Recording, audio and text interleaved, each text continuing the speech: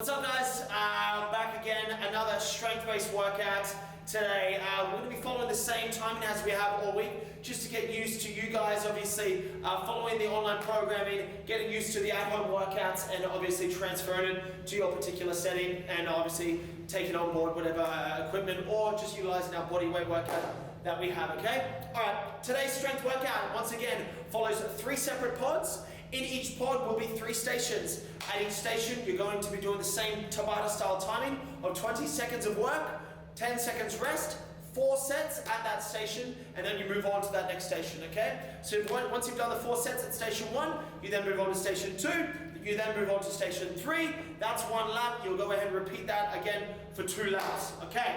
Now, we're going to show you guys what's going on. Today's strength workout, we're going to be adding a little bit of a twist here. For every rep, we're going to be adding on a 2 to 3 second isometric hold during that rep. Now what that does is it pre-exhausts the muscles as you go ahead and finish off that rep, and it increases the time under tension. So when you're executing that isometric hold, really focus on the mind and muscle, whatever muscle group you're working, put it there so that you can really feel it and burn it, okay? We've got 9 stations today. I'm going to go ahead and explain which 3 stations are in each pod. Coach Matt is going to demonstrate for us. Let's go. All right, station number 1, guys. We have a split squat with the iso hold. So as you can see, Matt comes down into a split squat, foot nice and far back, knee directly above the ankle, straight back. He comes down 1, 2, 3, up. And go ahead and repeat, guys. What that does is it pre-exhausts the muscle and it also gives him a little bit more time and attention to really get that burnout, okay? You're gonna do 1 set, one side, 1 set, the other side, and then repeat for a total of 4 sets.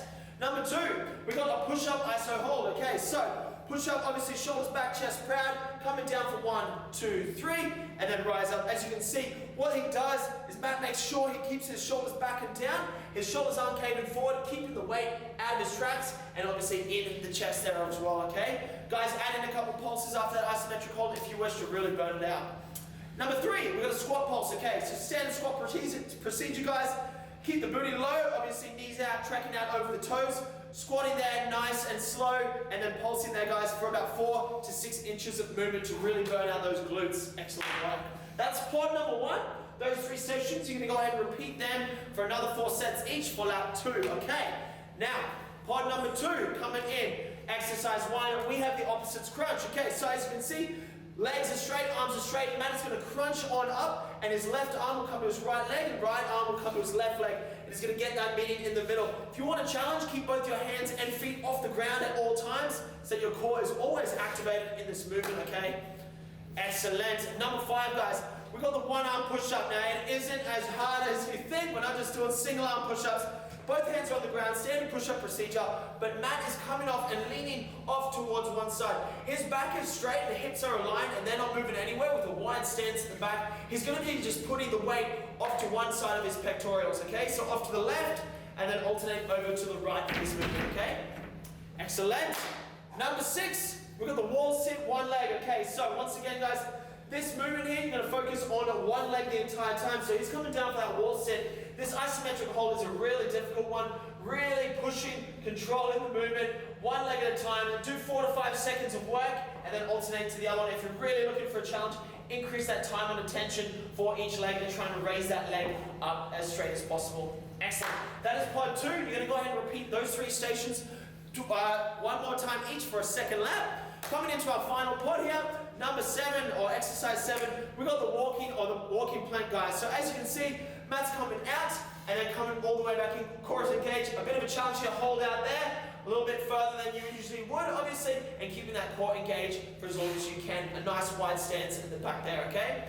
Number 8, 2nd exercise in our last pod, we've got the moving plank, okay? So, as you can see, up into an upward plank here, nice wide stance, hips as square as possible, coming down onto his elbows, and then back up onto his hands. Alternate which hand is coming up first, and then obviously alternate back to the same side. You started on keeping the hips as square as possible, core engaged and glutes on, okay? And then lastly, guys, another core burner here, number 9, jackknives. Nice control movement. Arms straight, legs straight, trying to meet in the middle here, get that V up sit, so you're obviously keeping the core engaged and firing the whole time there, okay guys? If that's a bit much for you, you can obviously just finish off with some little crunches there for yourselves.